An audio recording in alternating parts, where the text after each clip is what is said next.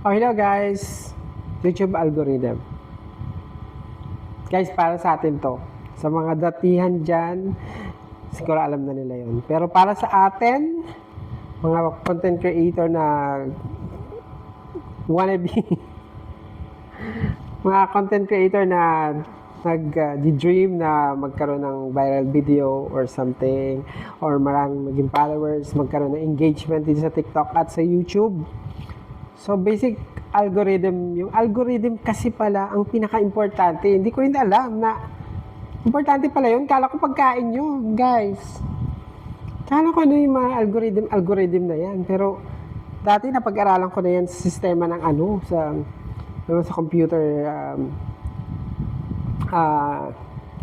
computer software. Diba? May mga algorithm. Kala ko yun na naman. Pero dito pala, meron na naman. Kala ko tapos na ako mag-aaral ka rin pala dito sa YouTube at saka sa TikTok. So guys, YouTube algorithm. Ang YouTube algorithm pala guys, malaki ang maitutulong sa atin. Sa ating mga baguhan kung paano tayo makikilala at makikita yung mga content natin dito sa TikTok at saka sa YouTube.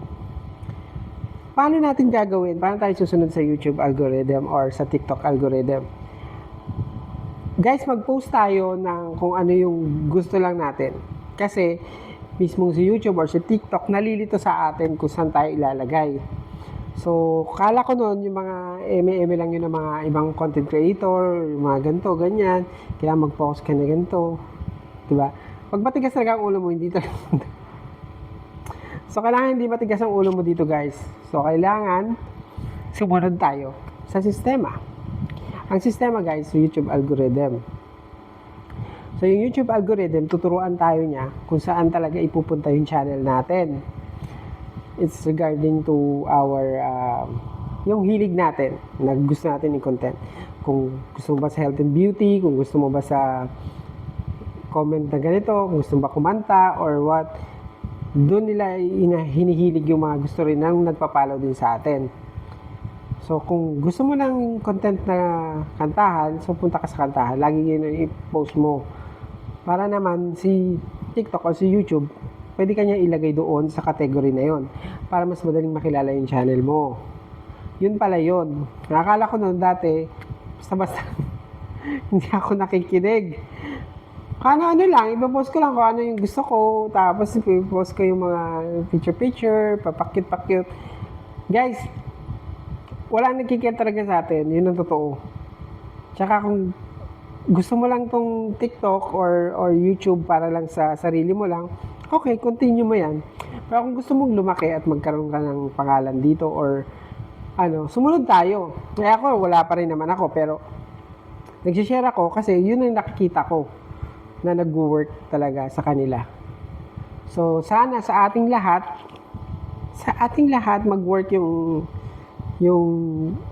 knowledge is power talaga para malaman natin yun. Yung kung saan tayo, kung ayun lang talaga yung gusto natin i-post, so mag-post ka. Hindi naman natin pinapakialaman, hindi namin kayo pinapakialaman kung anong gusto nyo. Pero kung yun ang gusto nyo, doon na talaga kayo mag-focus at mag-gain muna kayo ng mga followers at subscriber. Kung sikat na kayo, sige mag-post kayo ng kahit ano, walang problema. Pero hanggat hindi pa kayo sikat or wala pang siya nag-notice sa inyo, wala pa kayong sangkatutak na kamag-anak o pinsan na magpapalo sa inyo at makikinig sa mga sentimento niyo sa buhay, sumunod muna tayo sa YouTube algorithm at TikTok algorithm. Sige guys, yun lang. TikTok algorithm, importante talaga. Yung niche, mag-focus tayo and sa ating mga content na mapapakinabangan. Tsaka, lagi tayong magbasa at makinig din talaga sa mga datihan. Hindi pala biro yung mga ganun-ganun. Dati, wala nang pakialam.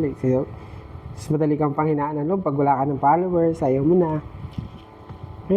Ako ito, sige, tuloy lang ng tuloy. Until ma-reach natin yung gusto natin. At least, wala namang bayad, so wala namang mawawala sa atin. Mag-post ka na mag-post kahit anong gusto mo. Pero at least sana may yung sistema, di ba? Yun lang.